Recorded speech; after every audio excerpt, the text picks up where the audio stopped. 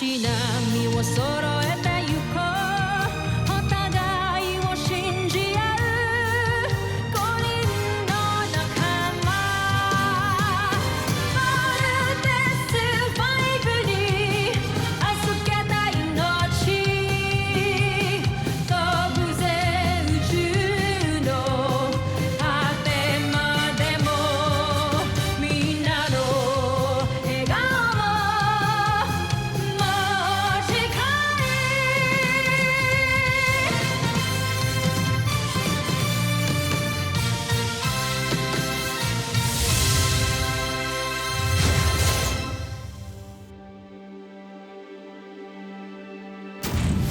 Ang nakaraan sa Voltas 5 Legacy.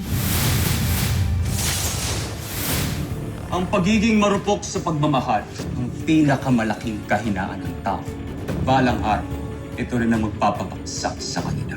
Dr. Smith, sino ho yan? Kalaban na naman ho ba? Hindi ako kalaban. Ako ito, si Ned Armstrong. Gaano ba tayo kasigurado na si Dr. Ned Armstrong talaga yan? Akala namin wala ka na. Akala namin hindi ka na makakabalik eh. May nakita kaming sasakyang paghimpapawid na dumating, pumasok sa kampo ng mga kalaban. At sigurado ako, mag-aari yan ang Mossad. Sino ang sakay ng sasakyang panghimpapawid na yan? Isa siyang kapanalo na malaki ang may tutulong sa Sana siya na talaga si Papa. My thoughts exactly. Hindi niyo nararamdaman ko. Niyakap niyo si Papa kanina, tapos ngayon, duda kayo? Ibad niyo naman. Marupok ang puso ng mga tao. Mabilis sila magtiwala at magmahal. May sobra din silang pagpapahalaga sa kanilang pamilya, lalo na sa kanilang mga magulang. Nagagamitin natin para madaig ang mga piloto ng Voltas. Ned, this is just camp protocol. To make sure lang ikaw si Ikaw talaga si Ned. Siguro, Richard, mas mabuti pa ipaayos mo na muna yan. Pero sa ngayon, gusto ko muna sana makasama yung mga anak ko. Hindi siya lalabas dito hanggang hindi siya clear. Paranoid lang si Richard, kaya pinag-iigpitan niya ako. Pero may karapatan akong makita yung robot na ginawa ko, kaya papasukin niyo na ako! Sorry, sir. We have to escort you out.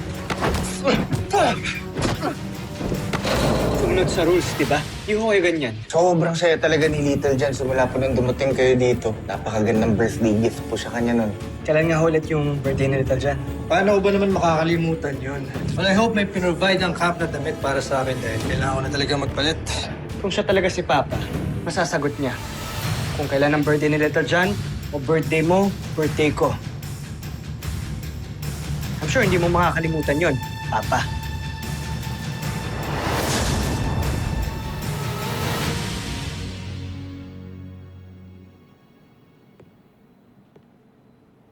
Ano ba ito, Steve?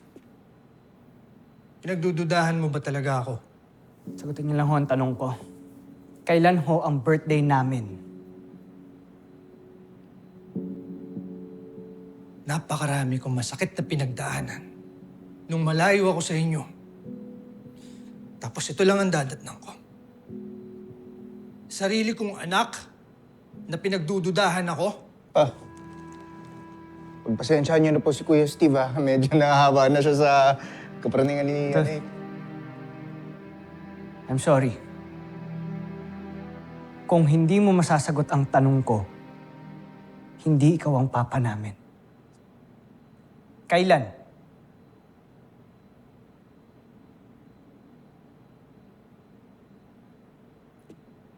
Security! September 10, 2012. Pinanganak si Little John. May 8, 2004 naman si Big Bert. At ikaw, Steve. You were born on August 16, 2002. Kontento ka na ba sa mga sagot ko? O baka may gusto ka pang itanong?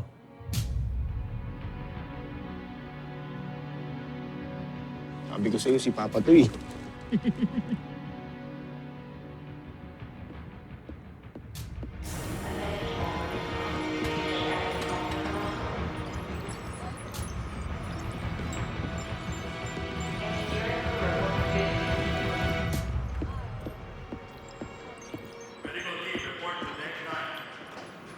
Pa,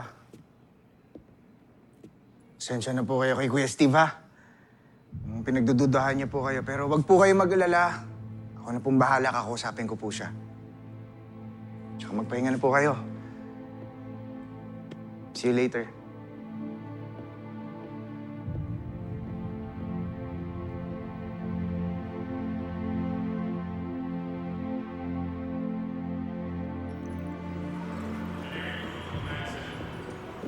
Yeah. Lieutenant Armstrong. Ano bang problema mo? Bakit bigla kang nawala? Tsaka bakit mo binastos si Papa? Ano? Naniniwala ka na sa kanya? Di ba nasagot niya yung tanong mo? Alam niya yung birthday mo. Birthday nating lahat at ibang detalye. Hindi sapat yun para maniwala tayo, Big Bird. 2 beses na tayong pinasok ng mga businyan dito, ah. Gagawin nilang lahat para maloko tayo. Bakit mambilis po kasing mauto? Pero ano pa bang kailangan niyang gawin para patunayan sa atin yung totoo? Pag tinitignan ko siya si Papa. Ramdam naming dalawa ni Little John, pero ikaw, ang tigas mo. Palibas, simula na namatay si Mama, you never allowed yourself to love again. Oo. Para kay Jamie, ngayon kay Papa.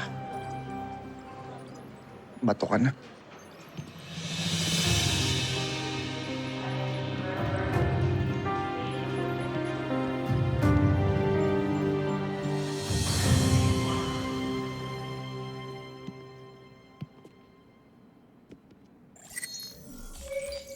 Idnisht Diopzala Deno. Pinaghihinalaan ako ng mga tao dito, Joffrey. Kaya't hindi ko napasok ang kinaroroonan ng Voltes 5 robot. Inaasahan ko yan. Kaya gawin mo ang lahat para mawala ang pagdududa nila sa'yo. At kapag nagkaroon ka ng magandang pagkakataon, isagawa mo ang aking nais. Pasabugin mo ang Voltes 5 kasama ang 5 piloto nito.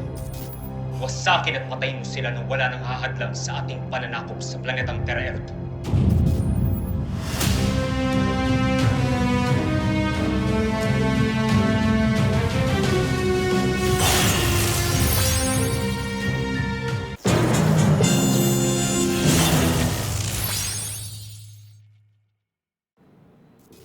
Mas mabilis mong matatapos ang iyong misyon. Mas mainam para sa iyong kaligtasan. Kaya isa katuparan mo agad ito. Masusunod, Joffrey. Tama nga ang hinala namin. Kilala niyo nga ang panauhin sa Camp Big Falcon. Joffrey, maaari bang sabihin mo na ito sa akin? Siya ang nilikha ko na kawangis ng ama ng 3 piloto ng Voltes 5.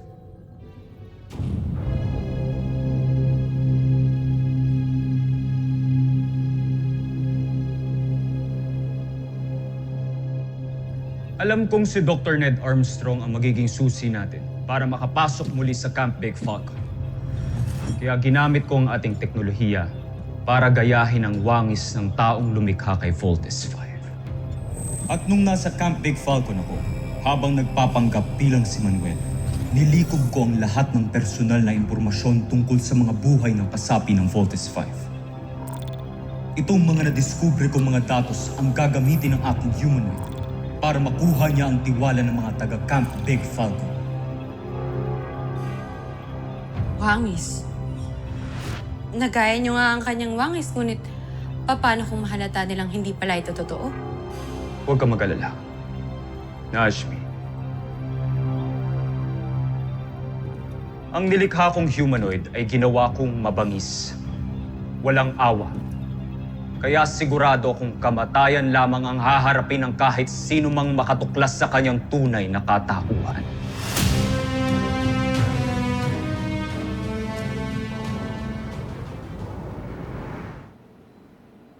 Oh, huwag ka munang didilat, ha? Opo, Papa. Ano po ba yan? Open your eyes. Ay, sobrang cool naman po pala eh. Pagpasensya mo na yung ginawa ko dahil yan lang ang dala kong parts nung papunta ako dito. Pero pinapangako ko sa'yo, sa susunod mas gagawin pa kita ng mas maganda. Sobrang angas na po nito, Papa. Ngayon lang po ako nakakuha ng gift from you. Sobrang saya ko po. Thank you po, Papa. Sige, naligo ka na at magpalit ka na ng pantulog mo. Sige po, Papa. See you later. See you. Papakita ko to kay Octo 1.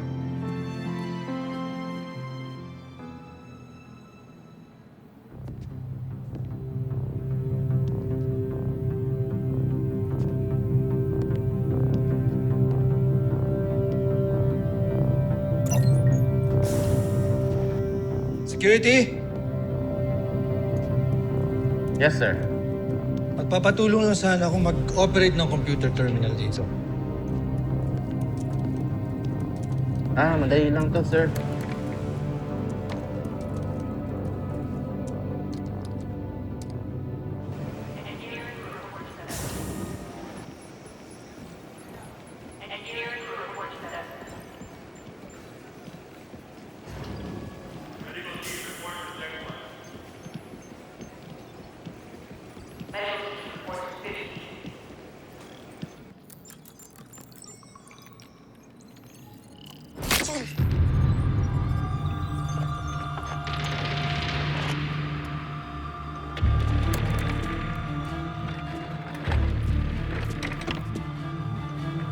Pasensya ka na. Istorbo ka lang sa akin.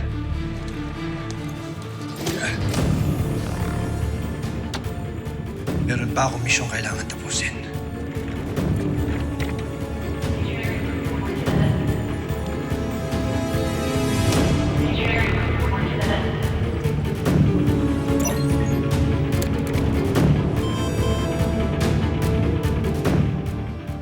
Doc, nag-malfunction po yung main software ng scanner natin kaya hindi gumana. Medyo weird lang kasi lahat naman po ng devices natin ay well-maintained.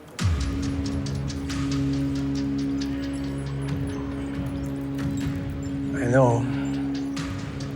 Tataka rin ako eh. Huwag kang pagod yan. I need asset. Copy po.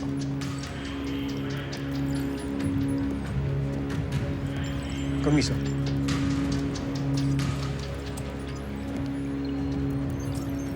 Inform the security team. Tonight, they have to be very vigilant. Ayoko maisalo ulit tayo ng makalaban. Yes, Doc.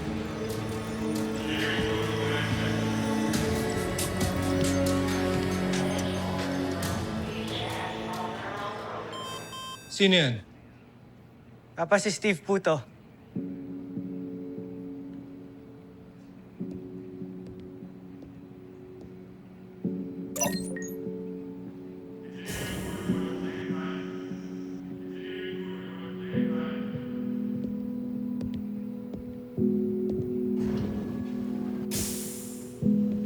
Pa, di ko hata nakita yung security niyo sa labas. Nagpaalam at magbe-break lang daw siya.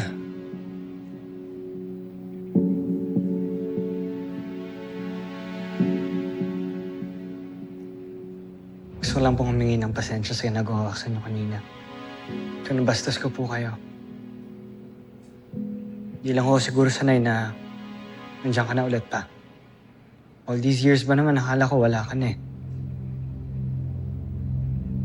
I'm sorry po. Hindi kita sinisisi na nagdududa ka sa akin. Pero balang araw, papatunayan ko ang sarili ko sa'yo.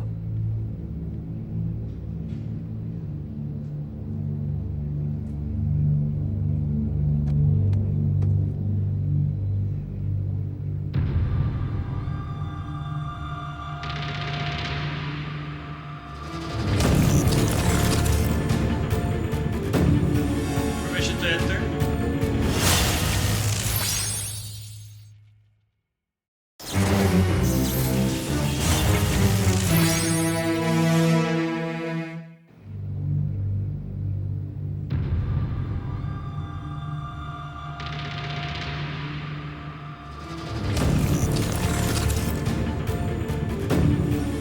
Permission to enter?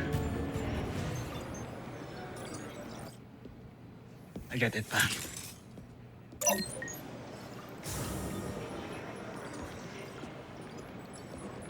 Sir, good evening, sir. Good evening, Steve. Ned, totoo nga sinasabi ng anak ko. Buhay ka nga.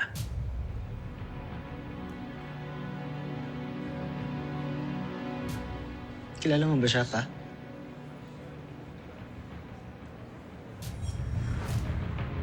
Ako po si Jamie, yung anak po ni General Oscar Robinson po. Jamie. Sina Kuya po, saka po si Ate Jamie at si Kuya Mark, ang napiling pilots ng Voltes Robot.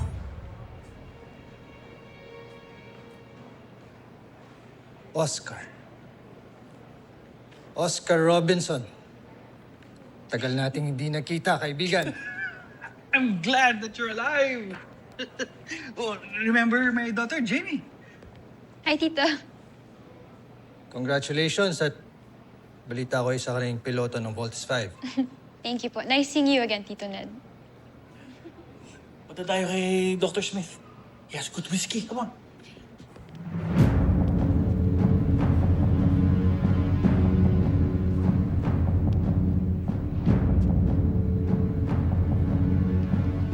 Bakit ganyan yung tingin mo? Di ka pa rin ba naniniwala na papa mo siya?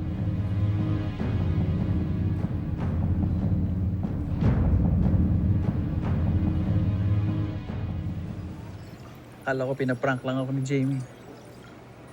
Kamusta ka na, Ned? Kamusta ang mission mo sa Buzan? Bozan?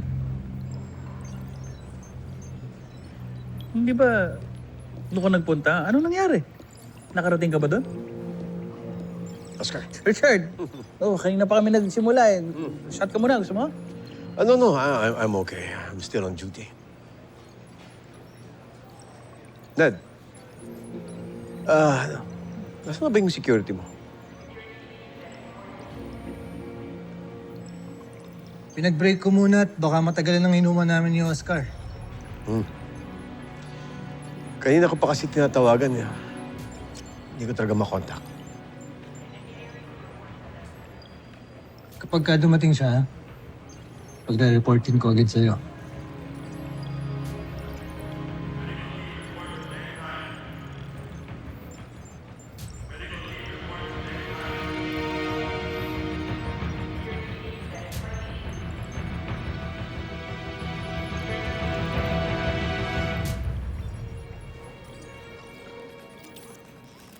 Grabe, ang ganda naman nito.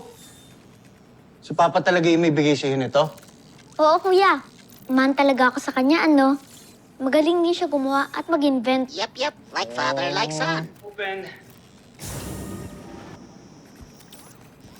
Oh, hello, Kuya Steve. Boys.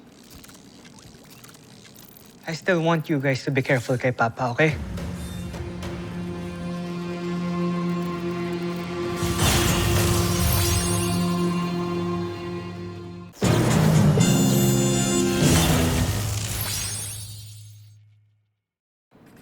Hanggat wala tayong clearance from Dr. Smith, kailangan natin mag-ingat sa kanya.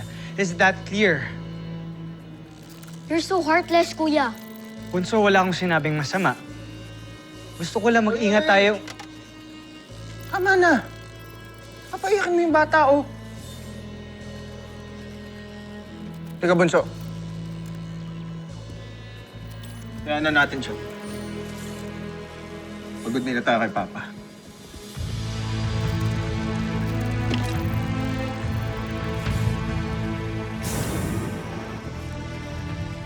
It's all right, Kuya Steve. Lil John's still a baby. Just like Octo One. Kung meron lang akong magagawa para malaman ko yung totoo about kay Papa, gagawin ko eh. Gusto ko lang matanggal yung duda ko sa kanya. Octo One can help you, Kuya Steve. Yung bang may tutulong mo? Oh, Octo One has sensors. I can analyze living and non-living organisms. Octo will observe Dr. Armstrong if you want. Isilbi ka rin pala eh, no? Hindi ko alam. Wow! Okay. Octo One, ganito gagawin mo. Gusto ko mag-sneak in ka sa kwarto ni Papa. Right. Ibabalita mo agad sa akin kung meron kang makitang unusual. Roger? Roger. Octo One is the 6th member of the Voltus team. It is my duty to protect everybody. Good. Go. Woohoo! Pahanap na kagad si Santos. Gusto ko ma-validate yung sinabi ni Dr. Ned Armstrong. Copy that. Let me know ASAP. Transmission. End. So pinagdududahan mo din siya? Nag-iingat lang. Ayokong maisahan na naman tayo dito sa camp. Ikaw, kamusta naman yung pag-uusap ninyo? Wala ka bang napansin na kakaiba? Wala naman. Except, parang nagulat siya nung kinamusta ko ang mission niya doon sa Bosenia. Wait. Bakit siya magugulat? As if ngayon lang niya nalaman. But I could be wrong. Andali. You're probably right.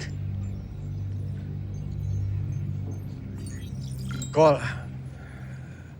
Sergeant Major Edwards. Dr. Smith. Meron akong special mission para sa'yo.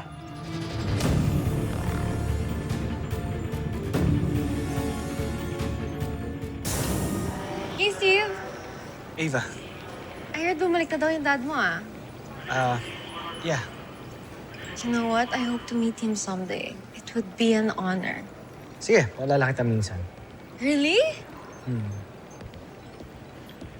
Thank you. Bakit hindi ka napansin? Nandyan ka lang pala sa'kin. Ano, Jamie? Gusto mo maglakad muna sa outer deck? Sige. Tara. Na baka ikaw nang para sa'kin. Kala kaibigan lang, pero So, kailan ko pwede ma-meet si Dr. Ned Armstrong? Kung tomorrow kaya? paano pa What do you think? Sige, sure. ikaw sana ang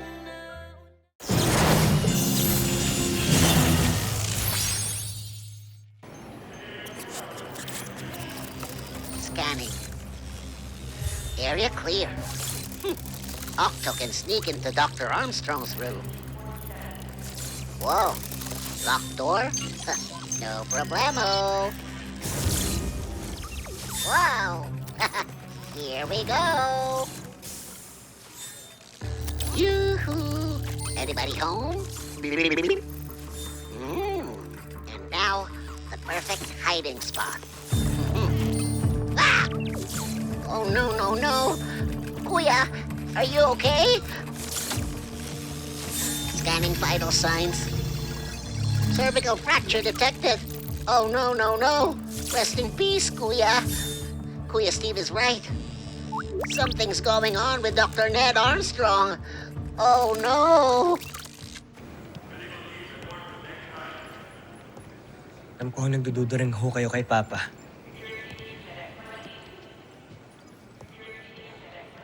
Your father is a friend. Kilala ko siya. At panatag ang loob ko pag magkasama kami. Pero itong Ned na dumating, I really don't know for some reason. I'm not at peace with him.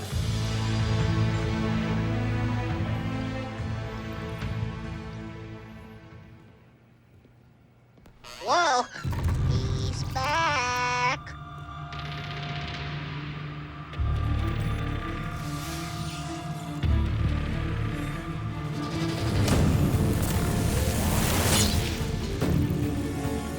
Uh-oh. Danger. Detecting explosive device. Whoa! Sensing biomechanical signals. He's not human. He's an android. Octo need to escape. Octo cannot be detected. Octo has to warn Kuya Steve and Little John. Oh. Susunod sa Voltes 5 Legacy. Tiyak na matutuwa ang aking Jomfrey kapag tuluyan ka ng sumabog kasama ang iyong mga piloto. I have to report to Kuya Steve. And you have to know the truth. Octo 1 is very scared. Your papa is enemy. Pati ba man ikaw, Octo 1? Galit ka rin sa papa ko? We just have to do this para matapos na to. Hindi ako ang kalaban dahil ako ang tunay na Ned Armstrong. You are an imposter. Taas ng kutob ko, may makikita tayo dito sa loob eh. Hindi gumagana. Big Bert. Ano ang sinyalis na yan, Joe? Galing ito sa aking human. Ibig sabihin nagtagumpay siyang ikabit ang bomba kay Voltes 5. Ilabas ang ating beast fighter. Masasaksihan ng buong planetang Terra Earth ang karimarim-arim na pagkawasak ni Voltes 5.